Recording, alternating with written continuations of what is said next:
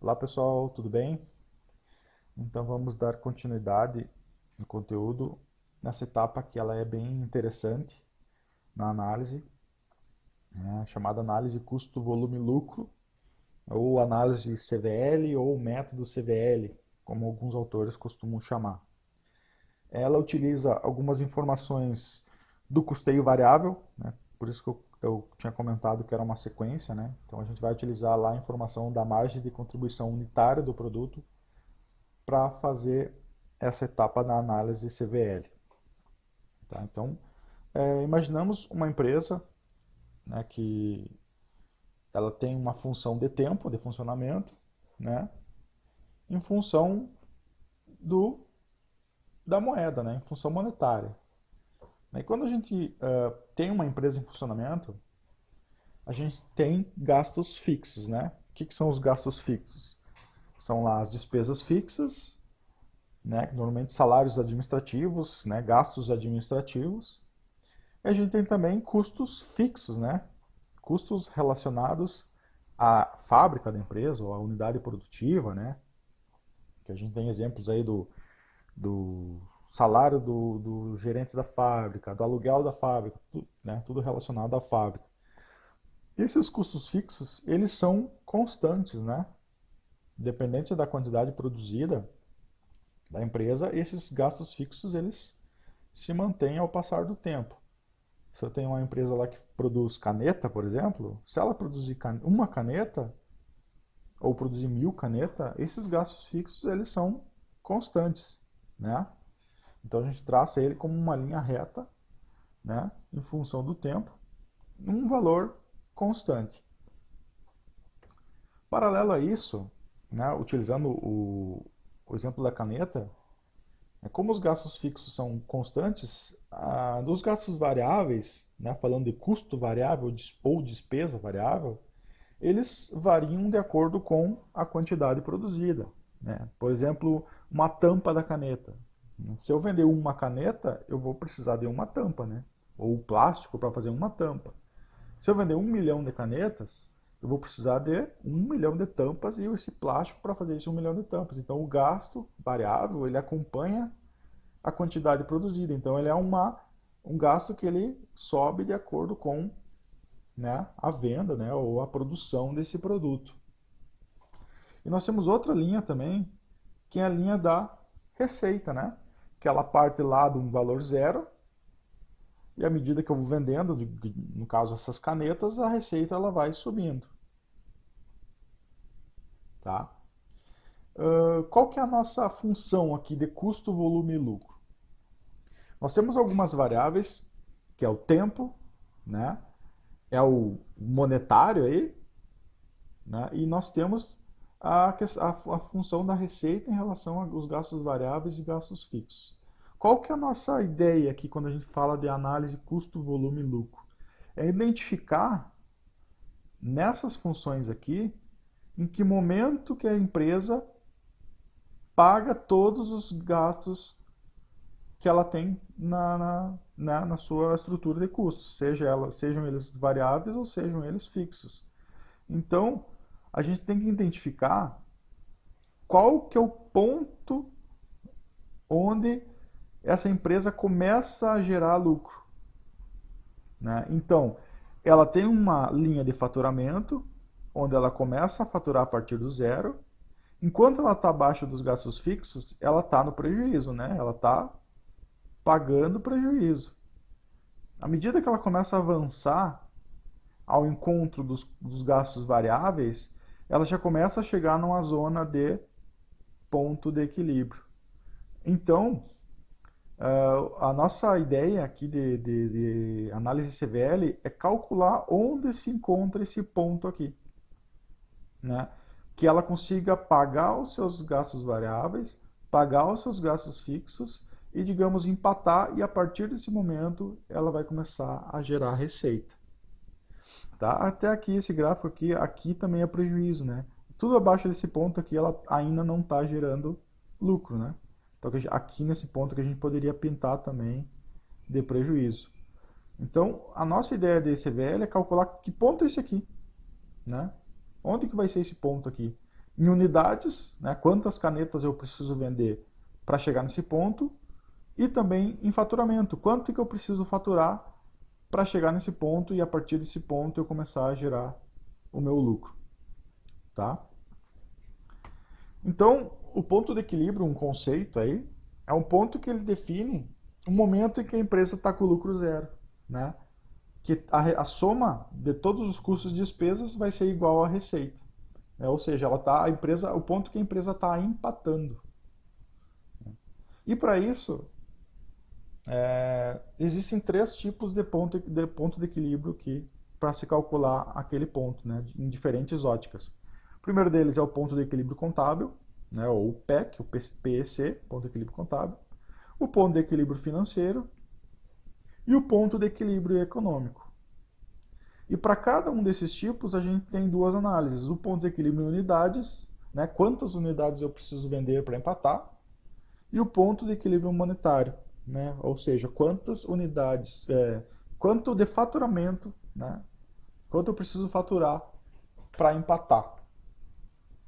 E para auxiliar a calcular esses tipos e essas análises, surgem algumas fórmulas aí de apoio, né? A primeira delas, relembrando lá do método de custeio variável, o nosso MCU, né? A nossa margem de contribuição unitária, que é o preço de venda menos o custo variável, menos a despesa variável.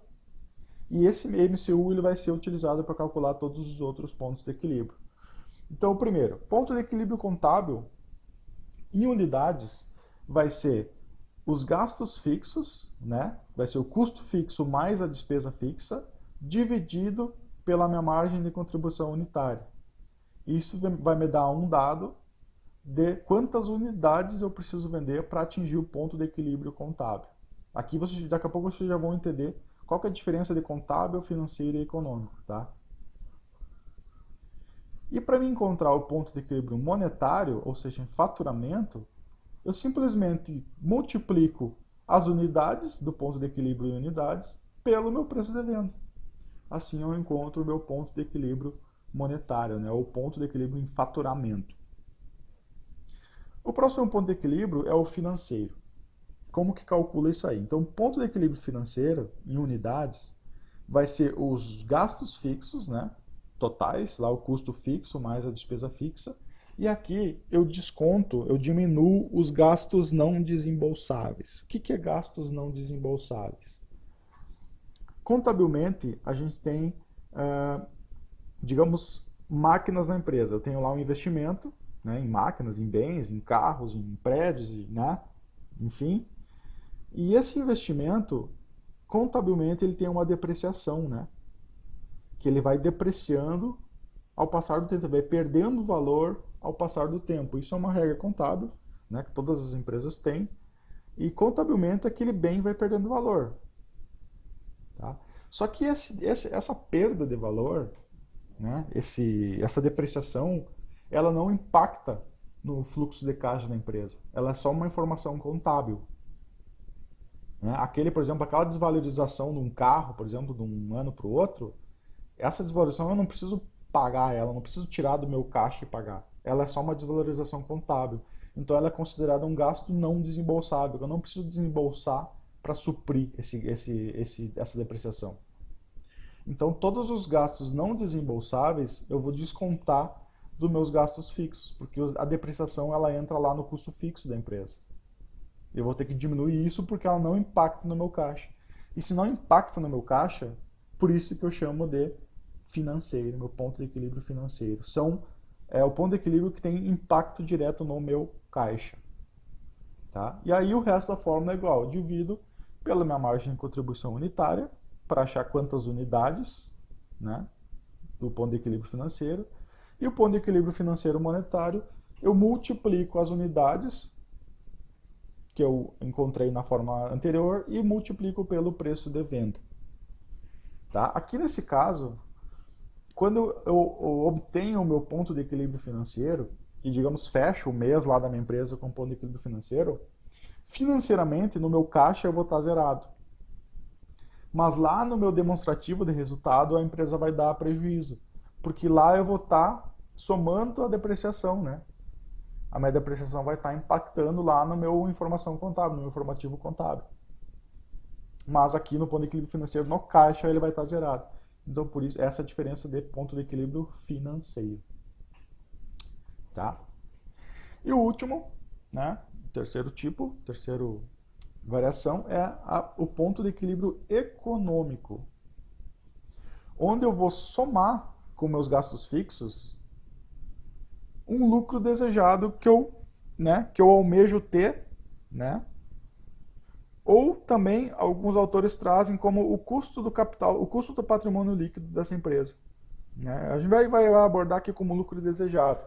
Por exemplo, eu quero pagar todos os meus gastos, né, fixos e variáveis e quero ainda saber onde eu consigo sobrar 10 mil reais ou 20 mil reais, um determinado valor. Qual que é o ponto, quanto que eu preciso vender em unidades e monetário que eu consiga pagar os gastos fixos e ainda ter algum lucro que eu almeje, né, que eu desejo. Então, a fórmula vai ser os gastos fixos mais esse lucro desejado dividido pela margem de contribuição, né, e o resto da fórmula também é a mesma coisa. O ponto de equilíbrio monetário vai ser esse ponto econômico em unidades vezes o meu preço de venda. Então, são fórmulas básicas que têm um grande potencial aí de análise. Tá? Vamos para um exemplo que fica mais fácil aí de ver. Supomos aí uma empresa, a empresa Botas Limitada, comercializa um produto cujo preço de venda é de R$60 por unidade, tendo custos variáveis de 30 por unidade, despesas variáveis de 5 por unidade e os gastos fixos totais, né? Gastos fixos totais é custo fixo e despesa fixa, de 80 mil reais. Aqui, sabendo que a depreciação das máquinas soma 3 mil reais e que a empresa considera um lucro interessante de 10 mil reais, calcule o ponto de equilíbrio pelas três formas, né? Pelo contábil, financeiro e econômico. Eu vou fazer esse cálculo no Excel, que aí você já aprende no Excel que fica mais tranquilo, tá? Aqui eu já puxei lá as informações do exercício, né? O preço de venda, custo variável, despesa variável, gastos fixos, depreciação e lucro desejado. Colei aqui as fórmulas, né? E a nossa missão agora é calcular cada ponto desses, utilizando essas informações aqui, aplicando essas fórmulas aqui. Então, o primeiro delas, a margem de contribuição unitária, o nosso MCU. Como que a gente calcula? Então, seguindo a fórmula, vai ser igual o meu preço de venda, menos o meu custo variável, menos a minha despesa variável. Então, eu tenho uma margem de contribuição unitária de R$25. O que quer dizer isso? Que a cada produto que eu vendo, me sobra R$25 mil para mim pagar esse resto aqui de coisas que ele falou. Para pagar os gastos fixos, depreciação e tudo o resto. Tá?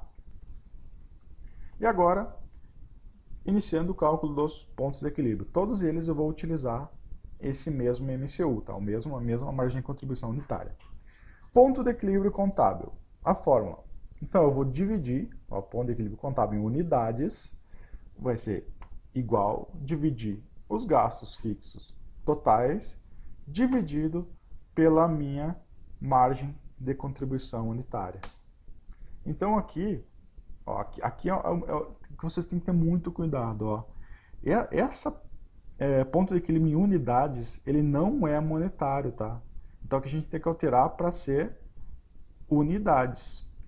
Né? No caso desse produto, seja lá Botas, seja lá o que for, essa empresa precisa vender 3.200 unidades para atingir o ponto de equilíbrio contábil. Então, é muito importante ficar ligado nessa função aqui, porque às vezes a gente trabalha isso aqui como monetário. Eu já vi muito erro aqui em avaliação, por exemplo, de botar em reais isso aqui. Não é reais, né? É unidades. Então a gente trabalha unidades, né? No ponto de equilíbrio unidades. Eu já posso ajustar aqui os outros para unidades também. Escreve aqui, unidades. Unidades, é muito importante isso. E aí sim, o ponto de equilíbrio monetário, né? Tá aqui a fórmula. vai ser igual a minhas unidades, né, o ponto de equilíbrio em unidades, vezes o meu preço de venda, lá de R$60, nesse exemplo aqui. Então aqui sim, aqui a empresa então precisa faturar R$192 mil para pagar os gastos fixos dela pelo ponto de equilíbrio contábil, ou vender 3.200 unidades. Então esse é o cálculo do ponto de equilíbrio contábil. Então agora vamos para o ponto de equilíbrio financeiro. Como que a gente faz o ponto de equilíbrio financeiro? Seguindo a fórmula, igual aos meus gastos fixos, menos meus gastos não desembolsáveis, que aqui nesse caso é a depreciação, normalmente vai ser a depreciação, os gastos não desembolsáveis, tá? Dividido pelo minha margem de contribuição unitária. Só que um detalhe, no Excel, quando vocês fazem a fórmula assim, vocês têm que botar entre parênteses aqui, né, a subtração, porque senão ele vai dividir antes.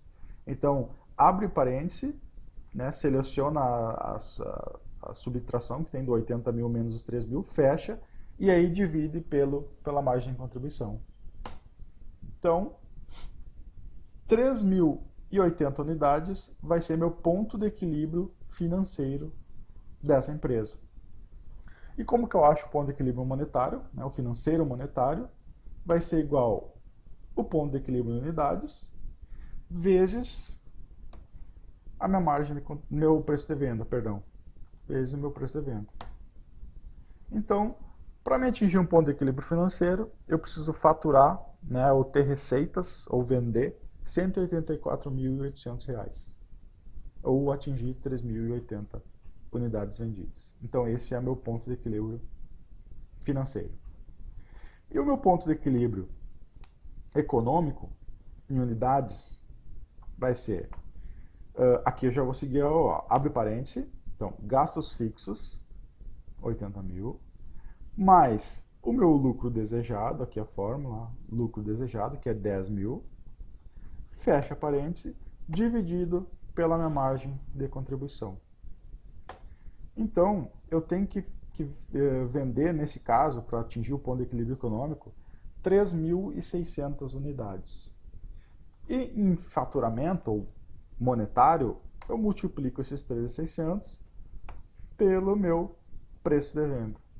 Então, eu tenho que faturar R$216 mil para mim pagar os gastos fixos totais e ainda sobrar R$10 mil, que é o meu lucro desejado. Então, esse é o ponto de equilíbrio econômico.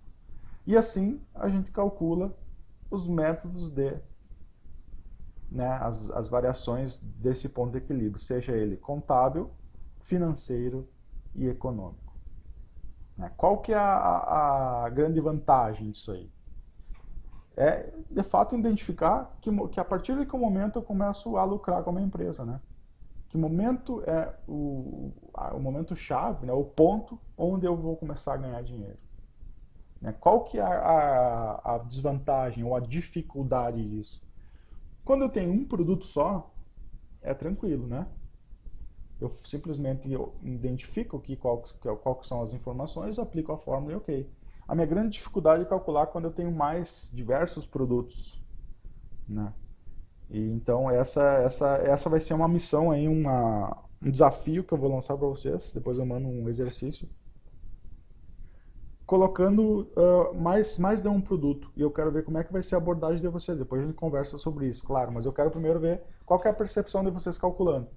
Então eu vou mandar um exercício simples, baseado nesse aqui, né, seguindo essa mesma linha aqui, de um produto só, e mando um desafio colocando mais de um produto. Né, porque normalmente quando a gente vê isso fora, né, nas empresas, aí elas né, raramente vendem um produto só. Né? Só se a gente for falar lá do pipoqueiro, não, nem o pipoqueiro vai vender só pipoca, vai ter pipoca com chocolate, vai ter pipoca com não sei o que. Né? Então, raramente vai ter empresa que vende um produto só. Então a gente precisa já ter uma abordagem já de cálculo para calcular o ponto de equilíbrio em vários produtos. Isso às vezes é uma dificuldade, que vocês vão ver depois. Tá? Então, a aula de hoje foi isso. Se vocês tiverem alguma dúvida, podem me chamar ali no WhatsApp ou no, né, enfim, qualquer lugar que vocês preferirem. Valeu, pessoal. Um abraço, falamos, tchau, tchau.